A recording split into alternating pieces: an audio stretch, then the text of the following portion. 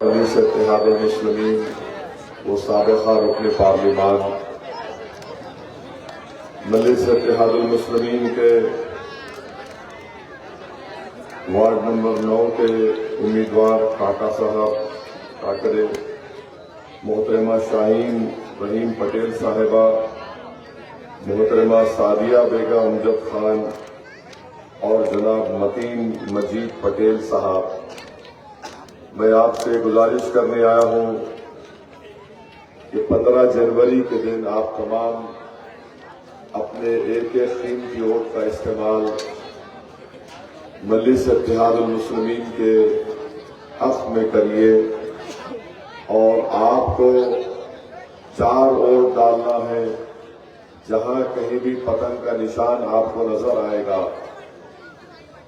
और वहां पर आपको बटन दबाना है, यानी 4 मशीन रहेंगी और आपको चारों में पतंग के निशान पर बटन दबाकर आपकी पार्टी को कामयाबी से हमकिनार करना है। मेरे अजीज दोस्तों और बुजुर्गों, आप जानते हैं कि इस वार्ड में पीने के पानी का एक बहुत बड़ा मसला है। यहाँ की आवाम को, जनता को पानी खरीद कर, पीने का पानी खरीद कर इस्तेमाल करना पड़ता है। तो ये इलेक्शन इंशाअल्लाह ताला मजलिस इत्तेहादुल मुस्लिमीन के उम्मीदवारों को आप कामयाब करिए। हम अपनी पूरी कोशिश करके इस मसले को जरूर हल करवाएंगे। और आप जानते हैं कि जिस इलाके में पीने का पानी नहीं मिलता, सबसे ज्यादा तकलीफ वहां पर हमारी इज्जतदार माँ और बहनों को उठाना पड़ता। तो मैं उनको भी ये तय खून दे रहा हूं कि इंशाअल्लाह ताला हम इस मसले को हल कराने की पूरी कोशिश करेंगे। वहीं पर हम देखते हैं कि यहां पर ख़वातीन अपने आप को गैर महफूज समझती हैं। बहुत से जगह पर जराइम होता है। मैं आपसे वादा कर रहा हूं कि इंशाअल्लाह ताला इम्तियाज जलील साहब पुलिस के आला ओहदेदारों से बात करके इस वार्ड में जितना हो सके यहां पर सीसीटीवी के कैमरे लगाएंगे, ताकि हमारी माँ और बहनें अपने आप को गैर महफूज ना समझें। तीसरी बात यह है कि खबरस्तान में यहां पर अंदर रोड डालना है, मगर आप जानते हैं कि इम्तियाज जलील साहब जब एमपी थे, उन्होंने खबरस्तान की दीवार और बाउंड्री वॉल के तामीर का काम करवाया। इंशाअल्लाह ताला ये जो आपका काम है अंदर खबरस्तान के अंदर का, उसको करवाया जाएगा। फिर आप ये भी जानते हैं कि गवर्नमेंट का अस्पताल है, कोई सहूलतें उसमें नहीं है। ये काम इंशाअल्लाह ताला जरूर मजलिस इत्तेहादुल मुस्लिमीन करवाएगी। इम्तियाज जलील साहब ने अपने एमपी फंड से इस वार्ड में 30 रोड के काम मुकम्मल करवाए थे और फिर यहां पर बिजली, लाइट ऐसा चले जाती जैसा मोदी का मूड होता है, क्योंकि मोदी अचानक उठ के बोले 500 गायब, तो वैसे ही यहां पे लाइट गायब। उन्होंने बोले लॉकडाउन, तो लाइट चली जाती यहां पे। तो ये एक बहुत बड़ा मसला है। इंशाअल्लाह ताला मजलिस इसको हुकूमत से लड़ेगी, एहतजाज करेगी। और वहीं पर मेरे अजीज दोस्तों और बुजुर्गों, अगर कोई कारोबार उरूज पर है तो वो ड्रग का कारोबार उरूज पर है। नशे की आदत यहां पर लोगों को, गरीब नौजवानों को उसमें मुब्तला किया जा रहा है और इसकी जिम्मेदारी सरासर देवेंद्र फडणवीस, एकनाथ शिंदे और अजीत पवार की ये डबल इंजन, बोलिए ट्रिपल इंजन की सरकार जिम्मेदार है। अगर वो हुकूमत चाहती है तो वो कारोबार ना सिर्फ कम हो सकता बल्कि उसको खत्म किया जा सकता है, बशर्ते कि हुकूमत नेक नियति से काम करे। और मेरा मानना यह है कि ड्रग्स के कारोबार में जहां कहीं भारत के परदेसी हैं, स्टेट्स हैं, अगर पुलिस को खुली छूट दी जाएगी तो ड्रग्स का कारोबार कम हो सकता है। हैदराबाद में हमारे एक कमिश्नर पुलिस थे, उनको भी खुली छूट दी गई, तो वो गोवा को जाकर वहां से असल जो ड्रग का मास्टरमाइंड था पकड़ के हैदराबाद लेकर आए थे उसको। हुकूमत चाहेगी तो खत्म होगा। और ये देवेंद्र फडणवीस की सरकार ड्रग्स कंट्रोल करने में ना सिर्फ नाकाम है बल्कि उनके कई रूलिंग पार्टी के अलायंस के लोग उस कारोबार में मुलविस हैं। सारी दुनिया जानती है कि ड्रग्स का ताल्लुक दहशतगर्दी से, आतंकवाद से होता है। नार्को टेररिज्म हम उसको बोल सकते हैं। अफसोस यह है कि यह दीमक की तरह ना सिर्फ हमारे देश को बल्कि हमारे नौजवान नस्ल को तबाह और बर्बाद कर रहे हैं। अज़ां हो रही का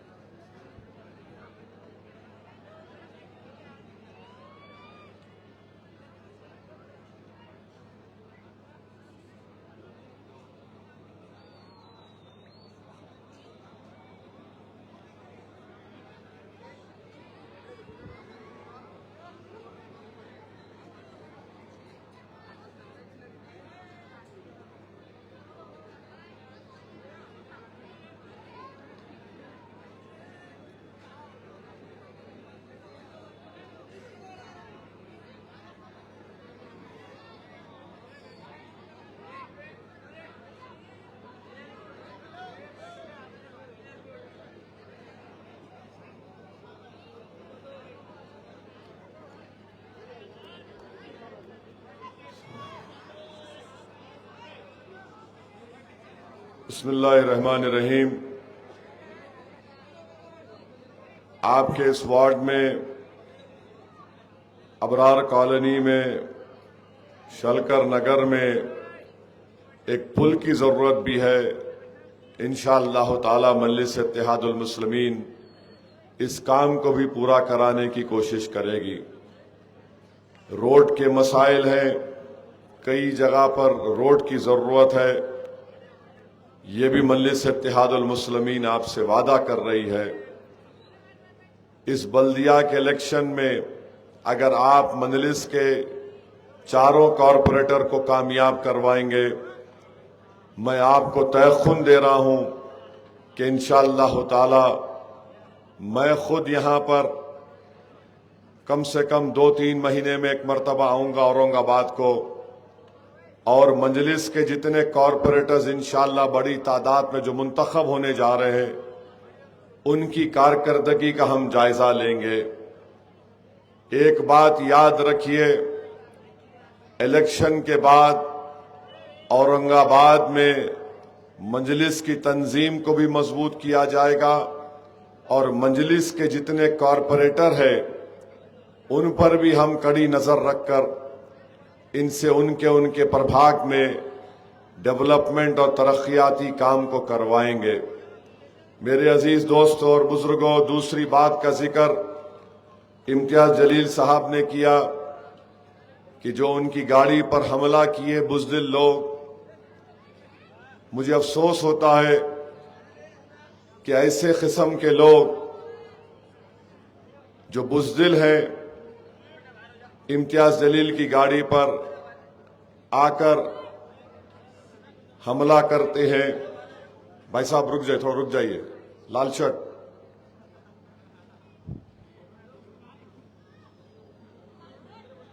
हम यही उम्मीद करते हैं कि कानून अपना काम करे, मगर अगर कानून आंख बंद कर लेगा, कान बंद कर लेगा और कानून अपना आंख को फिरा लेंगे तो फिर ये ठीक नहीं है। देखिए, याद रखिए, आम दिनों में कोई गड़बड़ करता है और चुनाव के दौरान कोई करता है, ये बहुत गलत है और किसी को भी इख्तियार हासिल नहीं है कि चंद गुंडों को भिजाकर गाड़ी पे हमला करा देते हैं। मैं उन लोगों से भी कहना चाह रहा हूं, बाबू कभी बोल के आओ ना।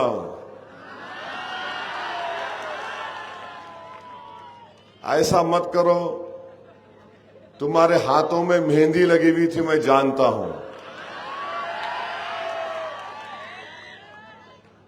और याद रखो, ऐसी आग को मत जलाओ जिसको तुम नहीं बुझा पाओगे। तुम एक खेल खेल रहे हो। मैं जानता हूं कि बीजेपी के बड़े बड़े नेता, आमदार के पास तुम गुलामी करते हो, उनके घर के टट्टू हो तुम। वहां कर लेना। अगर तुम ये समझ रहे हो कि कोई आमदार खासदार तुम्हारे लिए फोन कर देगा, याद रखो, आज के जमाने में फोन की भी जरूरत नहीं पड़ती बहुत से काम कराने के लिए। तो अफसोस होता है, इतने सालों से मैं यहां पर आ रहा हूं, कई तकारीर मेरी यहां पर हुई इस मुबारक शहर में, मगर कभी भी हमने हिंसा या तशद्दुद की बात नहीं की। फसाद हो रहा था तो इम्तियाज जलील जाकर उस फसाद को बढ़ने से रुकाया।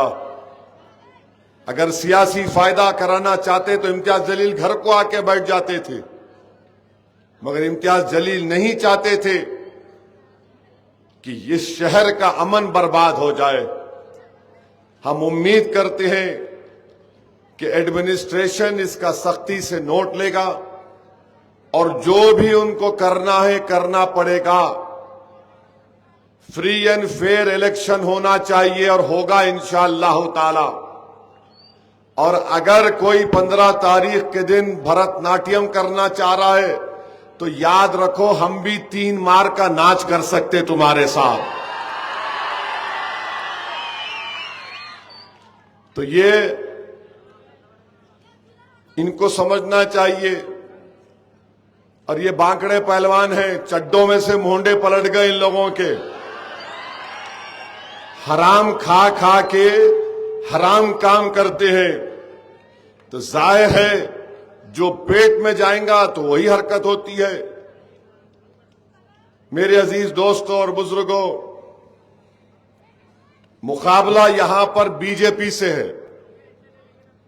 ये जो इम्तियाज जलील की गाड़ी पे हमला कराए, वो नरेंद्र मोदी के चेले हैं, देवेंद्र फडणवीस के चमचे हैं, आरएसएस के एजेंट हैं। इसीलिए क्योंकि बीजेपी नहीं आ रही यहां पर, तो इन्होंने अपने चमचों को, प्यादों को मैदान में उतारा। और सुनिए, जब से नरेंद्र मोदी देश के प्रधानमंत्री बने, मॉब लिंचिंग में इजाफा हो गया। जब से नरेंद्र मोदी देश के प्रधानमंत्री बने, गौ रक्षक के नाम पर इंसानों को मारा और पीटा जा रहा है। बुलडोजर का गलत इस्तेमाल हो रहा है। जलगांव में शमशाद पठान को उसी के साथियों ने, बचपन के साथियों ने मिलकर उसका कत्ल कर दिया। 5 पीढ़ी से वो वहां पर गांव में रह रहे थे। उसके बाप ने कहा कि अब मैं नहीं रह सकता, मेरे ही गांव में जहां पर मेरी 5 पीढ़ी यहां पर रही, उनके सामने मेरे बेटे को मार दिया गया। मैं इस गांव को छोड़कर जा रहा हूं। फिर हम देखते हैं कि बीजेपी, शिंदे और अजीत पवार की सरकार में मंत्री हैं, बाबा साहेब अंबेडकर के संविधान पर ओथ लेते हैं और रोज अनाप शनाप बकते रहते हैं मुस्लिम अल्पसंख्यक समाज और दलितों के खिलाफ। इनको किसी की फिक्र नहीं है और बोले जाते नफरत को आम कर रहे हैं। तो मेरे अजीज दोस्तों और बुजुर्गों, अपना एक एक वोट का सही इस्तेमाल करो। और ये लोग जो इम्तियाज जलील की गाड़ी पर आकर ये जो नहीं मालूम आप औरंगाबाद में खेलते नहीं खेलते, हमारे पास वो इमली के सूखे हुए गुटली होती, वो दाल के साथ फेंकते, हम लोग खेलते, बचपने में खेलते थे, नहीं मालूम यहाँ खेलते नहीं खेलते, क्या बोलते उसको, क्या बोलते? हाँ? चंपू। तो तुम जो खेल खेल रहे ना, वो चंपू खेल रहे तुम। ये सूखे हुए इमली के गुटलियों का चंपू खेल रहे हैं। यूं हम वो नहीं खेलते वो खेल। इनसे पूछो आप मोदी के बारे में इनकी राय क्या है, फडणवीस के बारे में इनकी राय क्या है। क्या बोलते? हाँ, वो भी नहीं मालूम 1 है या 2 है। नरेंद्र मोदी की सरकार ने हमारे देश में वक्फ का काला कानून बनाया, जिसके जरिए से मस्जिद, दरगाह, खानका, कब्रस्तान को छीना जा सकता है। ये जो मजलिस की मुखालिफत में आज ये लोग जो उछलकूद कर रहे हैं, एक सर्कस का जोकर रहता, कभी इधर कूदता कभी उधर कूदता, उससे पूछो इनको कुछ नहीं बोलेंगे। ऐसा काला कानून बना दिया गया कि मुस्लिम वक्फ बोर्ड मुसलमानों का एक धर्म का स्थान है, वहां पर कोई गैर मुस्लिम मेंबर बन सकता है। ये लोग अपनी जबान नहीं खोलेंगे। हमारे हिंदू धर्म के भाई के स्थान है, बौद्ध धर्म के स्थान है, वहां पर उन्हीं के मजहब का आदमी मेंबर बन सकता है और वैसा ही सही है। मगर जब मुसलमानों के धर्म स्थान की बात आई वक्फ बोर्ड की, तो मोदी ने कहा कि नहीं, यहां पर कोई गैर मुस्लिम कोई मेंबर बनाया जा सकता है। मेरे अजीज दोस्तों और बुजुर्गों, वक्फ की जायदाद पर अगर कोई कब्जा करता है, तो चाहे वो 20 साल 12 साल से कब्जे में हो, उस जायदाद का मालिक वक्फ बोर्ड होता है। तो मोदी ने कहा कि लिमिटेशन एक्ट अप्लाई होगा, जो 12 साल से कब्जे में मालिक हो जाएगा। वक्फ बोर्ड का मालिक अल्लाह होता है, इंसान नहीं होता है। अगर कोई महाराष्ट्र में औरंगाबाद में मस्जिद, दरगाह, एएसआई की 100 साल पुरानी इमारत है और प्रोटेक्टेड मॉन्यूमेंट है, तो उसका मालिक अब वक्फ बोर्ड नहीं है, उसका मालिक आसारे कदीमा है, जो नरेंद्र मोदी की सरकार के मातहत आ जाएगा। और कभी भी उस दरगाह को, मस्जिद को ताला लगा दिया जाएगा, या फिर ये कहा जाएगा कि सिर्फ तुम जुम्मे की नमाज पढ़ो आकर, या फिर कहा जाएगा कि जोहर और असर की नमाज पढ़ सकते सिर्फ आप। ये कानून बनाया गया। कलेक्टर को पूरे अख्तियारात दे दिए गए। कलेक्टर वक्फ प्रॉपर्टी को नॉन वक्फ डिक्लेयर कर सकता है। जाकर किसी वकील से पूछो आप कि असदुद्दीन ओवैसी ये कह रहा था। मैं इसलिए कह रहा हूं कि पार्लियामेंट की ज्वाइंट वर्किंग कमेटी का मैं मेंबर था। 6 महीने हम लोग उस पर मेंबर था। मैंने 127 पेजेस की हिस्ब इख्तलाफ की रिपोर्ट दी, डाइसेंट रिपोर्ट दी। उसके एक 44 तरमीमात को जबानी जानता हूं। बताइए आप, अगर हमारे मजहबी जगहों को कोई कानून बनाता हासिल करने के लिए, और मेरी बात याद रखो, खुदा ना खास्ता संभल की मस्जिद अब परेशानी के माहौल में आ चुकी है कानून बनने के बाद। क्या तुमने नहीं देखा कि दिल्ली में 100 साल पुरानी मस्जिद है, सर्वे होता है, मस्जिद कमेटी को नहीं मालूम, सर्वे हो जाता। 1970 का गजीट है कि यह वक्फ की जायदाद है 100 साल पुरानी, यानी 1970 का गजीट कह रहा है कि 100 साल पुरानी, यानी 140 साल पुरानी मस्जिद, और उसकी जगह पर हाई कोर्ट ने गलत फैसला दे दिया। उसको रेफर करना था ट्राइब्यूनल को। दिल्ली वक्फ बोर्ड क्योंकि बीजेपी के कंट्रोल में है, गूंगा और अंधा बन गया, और सुबह 1 बजे बुलडोजर लाकर उस मस्जिद की जो जायदादें थी तमाम को तोड़ दिया गया।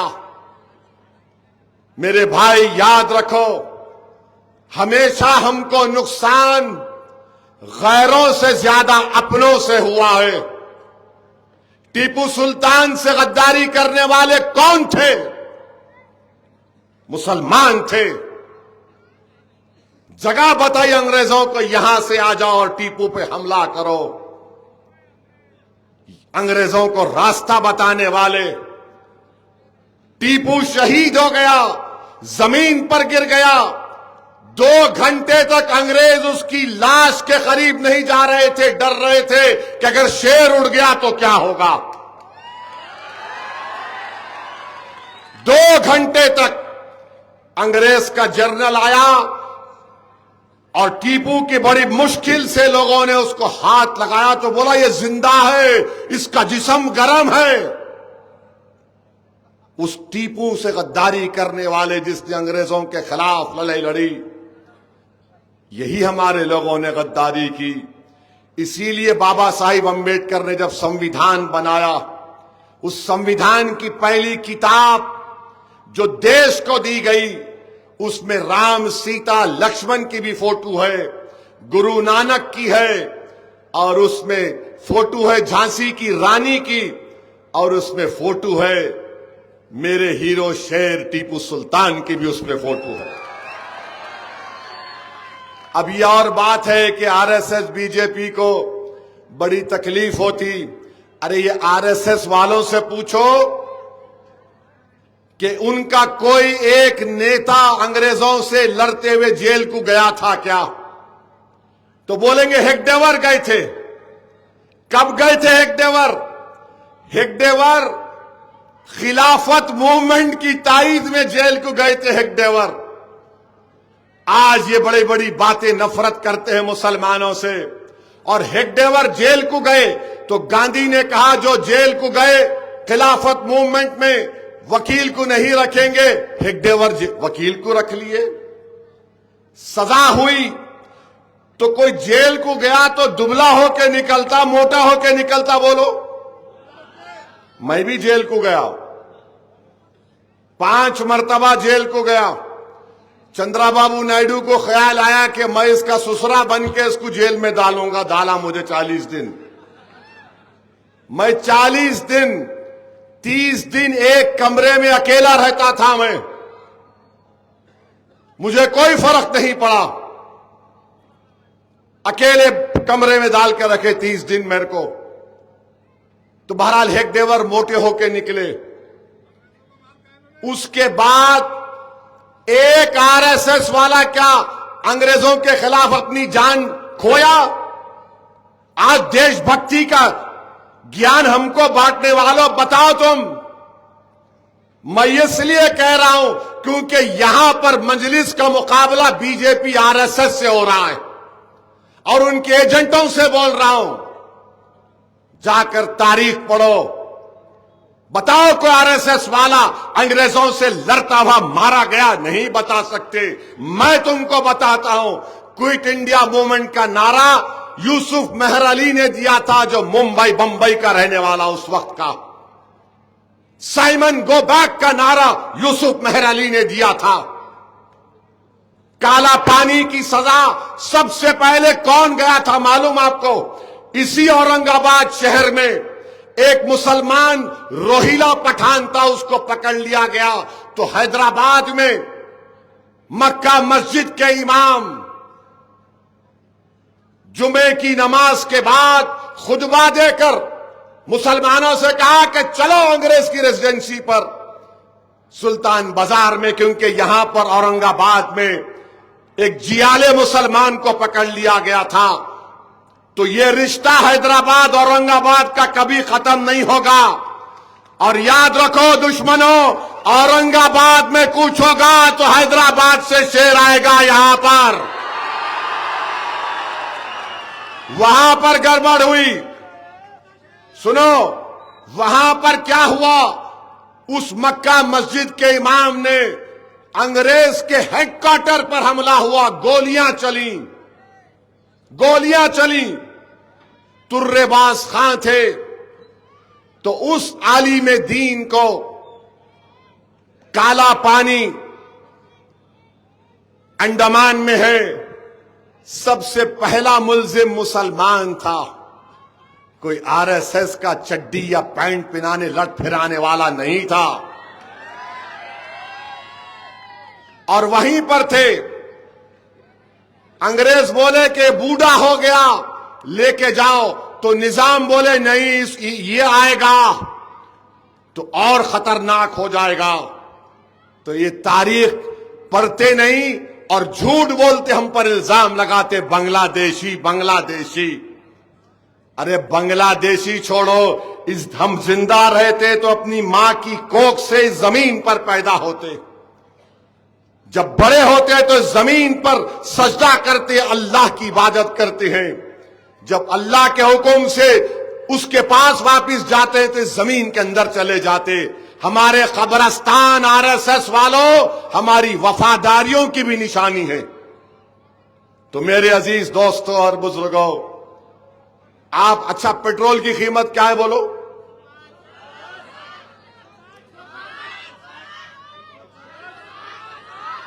कितना 1 लीटर? 105। गुजरात में कितना है मालूम आपको? 94 रुपीज ओनली।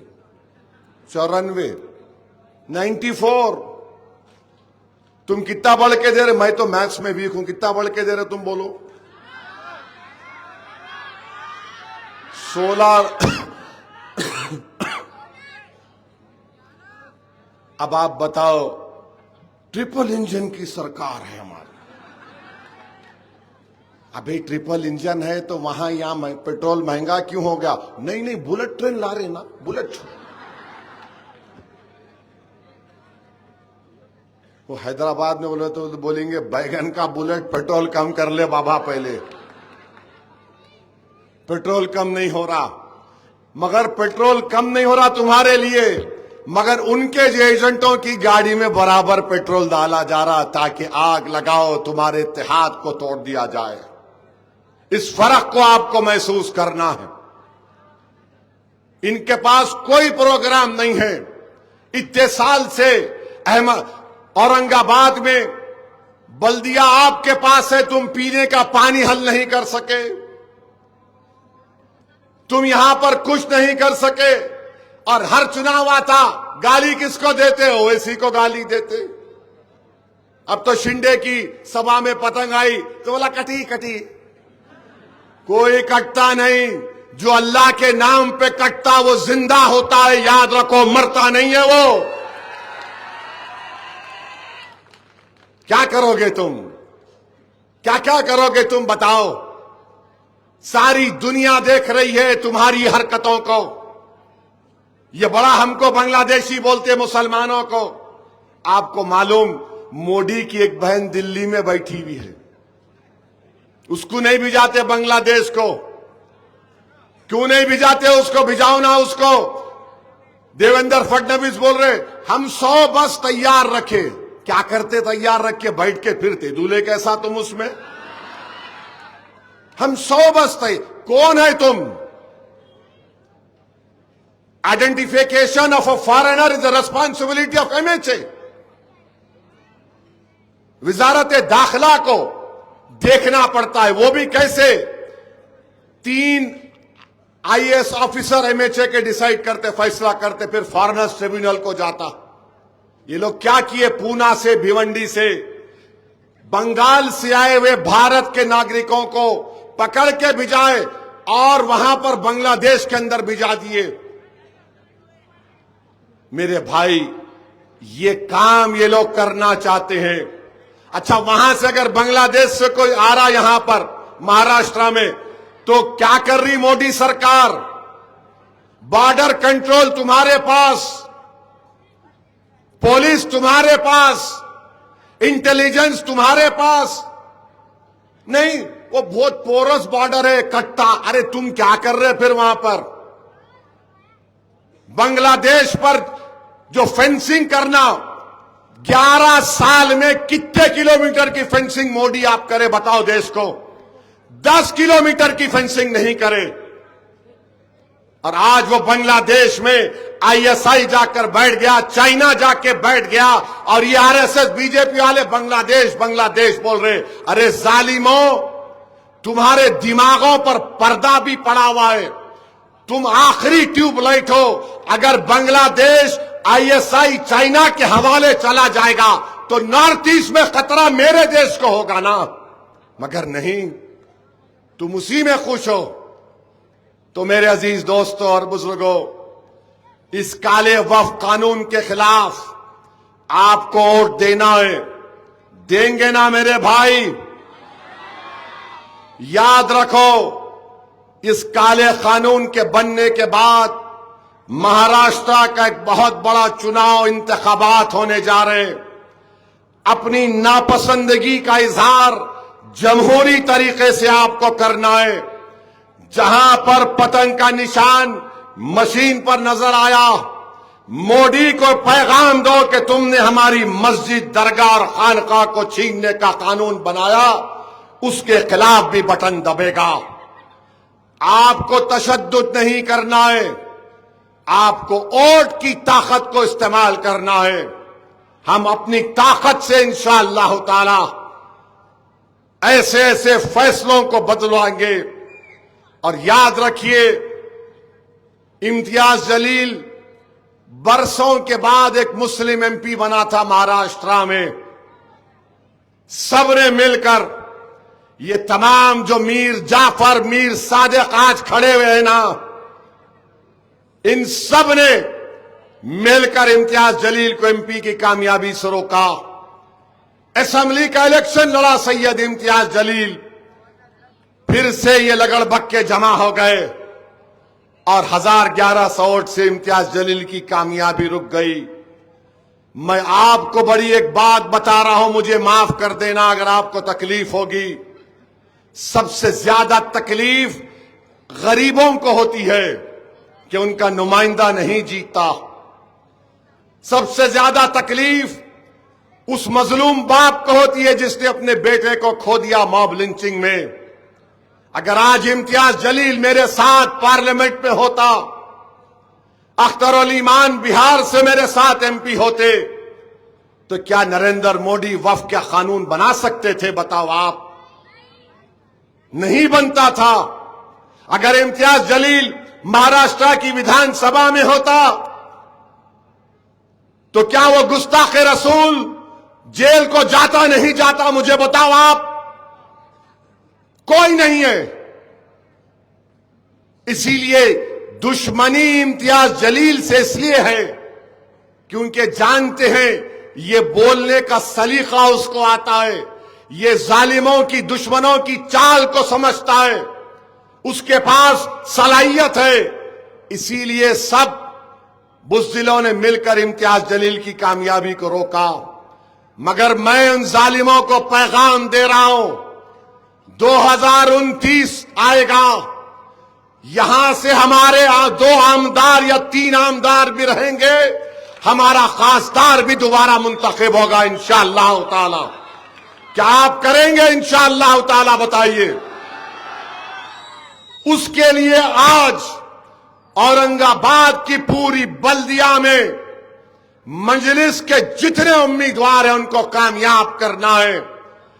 जो गद्दार हैं, जो पीठ पर खंजर मारते हैं, इनको शिकस्त दीजिए, इनकी जमानत को जब्त करवाइए। अरे क्या तुम नहीं देखते कि हमारी बेटी जो डॉक्टर का तखर्रुर का लेटर लेने जाती है, उसके चेहरे से नकाब खींचा जाता है, इनकी मुंहों में, इनकी जबानों पर ताले लगे हुए हैं। एहतजाज करने वाला अख्तरुल ईमान था।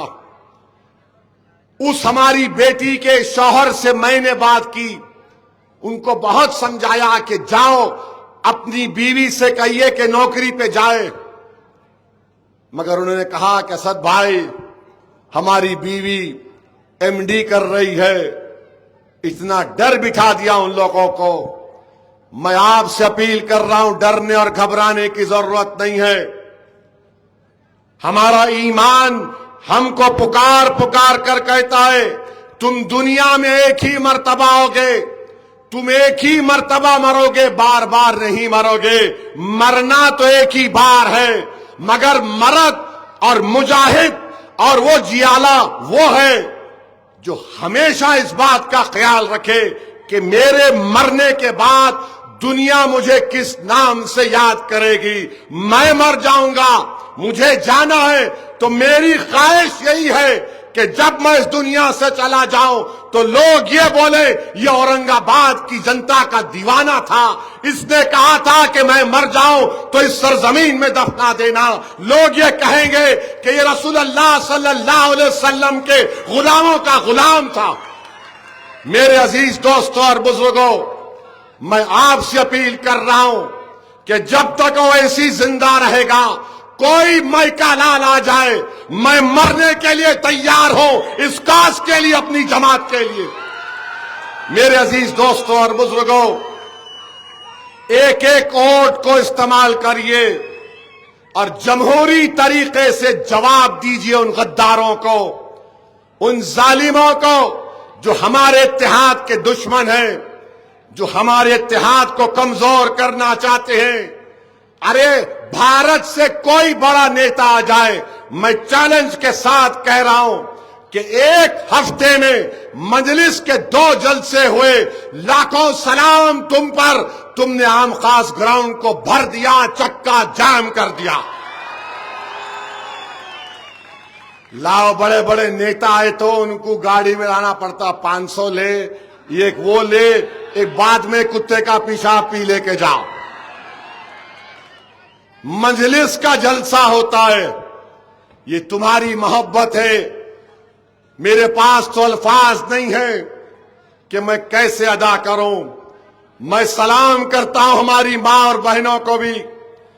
जब कभी भी पैदल दौरा करता हूं तो हमारी मां और बहनें और बेटियां जिस मोहब्बत से मुझसे पेश आती है और जिस तरीके से आकर कहती है कि असद भाई हम तुम्हारे साथ हैं, तुम आगे बढ़ो, तुम आगे बढ़ो। आज एक हमारी एक ज़ईफ मां आ गई, आकर मेरा हाथ पकड़कर कहा, तुम लड़ना, पीछे नहीं हटना,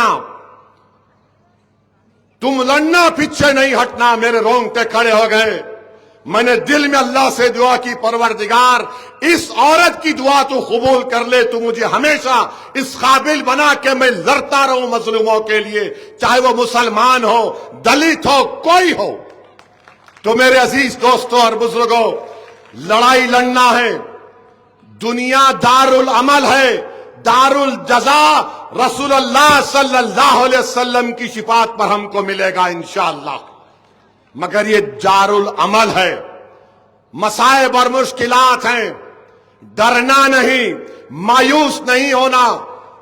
और तुमको मिसाल देकर जा रहा हूं, फलस्तीन में, गजा में 65,000 लोग मारे गए, 65,000। उसमें से करीब 35 या 40,000 तो खाली मासूम बच्चे थे। तुमने एक न्यूज पढ़ी कि गजा के किसी एक फलस्तीनी ने खुदकशी कर ली? तुमने एक न्यूज पढ़ी कि गजा में किसी ने मायूस होकर ड्रग्स लेना शुरू कर दिया? तो औरंगाबाद और महाराष्ट्र और भारत के अल्पसंख्यक समाज, मायूसी कुफर है, याद रखो। अल्लाह पुकार पुकार कर कह रहा है, ला तखनतो मिन रहमतिल्लाह, मेरी रहमत से मायूस मत हो, कभी मायूस मत हो। जो दुनिया में आज गरीब है वो रसूलुल्लाह सल्लल्लाहु अलैहि वसल्लम के करीब होगा। जो दुनिया में आज जिसको मारा पीटा जा रहा है, खुदा की कसम तुमसे इंसाफ होगा उस दिन। इस दुनिया में भी अल्लाह इंसाफ करेगा और वहां पर भी करेगा। तो अपने हौसलों को बुलंद रखो, अपने हौसलों को बुलंद रखो और पूरे इत्मीनान और एतमाद के साथ जाकर अपने एक एक कोट का इस्तेमाल करो। डरने और घबराने की आपको जरूरत नहीं है। मजलिस इत्तेहादुल मुस्लिमीन अब औरंगाबाद के ना सिर्फ घरों में बल्कि मासूम बच्चों के दिलों में पहुंच चुकी है। ऐ जालिमों, तुम्हारा अब कुछ नहीं हो सकता। मासूम बच्चा कल मैं अहमदनगर गया, स्कूल के बच्चे हैं, मेरे ख्याल से 10 साल के हैं। मोटर गाड़ी में जा रहे तो मोटरसाइकिल पर अपने वालिद को बोल रहे, अब्बा पतंग वाला पतंग वाला पतंग वाला ओवैसी आ रहा है। इनको देखे तो बोलते, अब्बा शैतान की औलाद, शैतान की औलाद, इब्लीस की औलाद। इनको देखते कि ऐसा डरावनी चेहरा कैसा है, देखो आप। तो मेरे अजीज दोस्तों और बुजुर्गों, 15 तारीख के दिन आपको पतंग के निशान पर बटन दबाना है। ये नेशनल चैनल के लोग भी आए, टाइम्स नाउ भी है, थैंक यू। अब आपको भी बताता हूं, पिछले बार विधानसभा के इलेक्शन में नारेगांव में और आम खास ग्राउंड पे मैं 15 मिनट बोलते कि उन्हें चला दिए, दूल्हा बना दिए मेरे को। मगर खुदा की शान देखो आप, इनका बोलना इन पे भारी पड़ गया। कुदरत के फैसले कैसे होते देखो आप। 15 मिनट में बोला तकरीर को, 15 मिनट बाकी है 10 बजने में, ओ इसी 15 मिनट बोले। तो अल्लाह कुदरत का निजाम ऐसा है कि खुद फैसला हुआ कि 15 तारीख को पतंग पे बटन दबाओ। मैं नहीं बोला 15 मिनट, ना मैं 15 बोला। हां, किसी के 15 बच्चे हैं तो कोई बात नहीं, क्योंकि आजकल बीजेपी के लोग बोल रहे 4 पैदा करो, पैदा करो। नहीं, पैदा करना चाहिए। हमारी आबादी बूढ़ी हो रही है। 20-25 साल के बाद इस देश में 12-13% लोग बूढ़े रहेंगे। जब महंगाई क्या होगी सोचो आप। तो खैर, बोलने का मतलब यह था कि मैं नहीं बोला 15 के दिन ही आपको 15 मिनट के लिए नहीं, 10 घंटे आपको खाली जाना, दबा दबा दबा दबा दबा दबा, ऐसा दबाना मशीन को कि अगर अल्लाह मशीन को जबान देगा तो बोलेगे, अरे बस करो रे औरंगाबाद वालों, कितना मारोगे मेरी।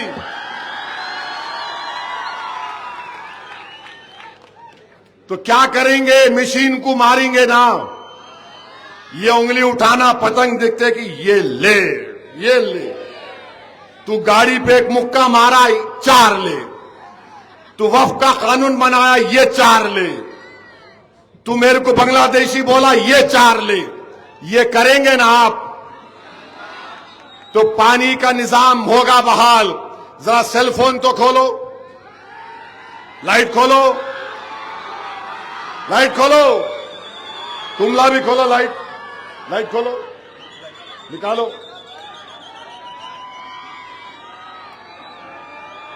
नारे तकबीर, नारे तकबीर, नारे तकबीर।